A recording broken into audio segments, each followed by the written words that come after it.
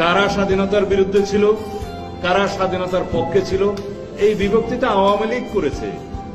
স্বাধীনতার পক্ষের এবং বিপক্ষের শক্তি সাজিয়ে স্বাধীনতার চেতনা, মুক্তিযুদ্ধের চেতনা বিক্রি করে তারাই ফায়দা নিয়েছে। সেই একই রাজনৈতিক অস্ত্রকে আমরা ব্যবহার করব, আমরা করতে পারি। সুতরাং আমরা ঐক্যবদ্ধ বাংলাদেশ চাই। সেই ঐক্যটা কিসের?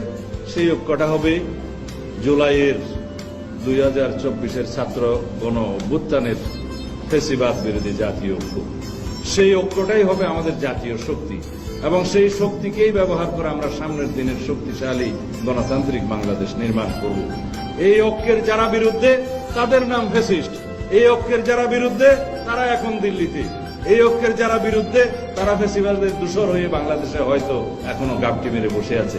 তারা ছাড়া সবাই আমরা ঐক্যবদ্ধ, এবং সেই ঐক্যবদ্ধ শক্তিকে আমরা অবশ্যই সমুন্নত রাখবো।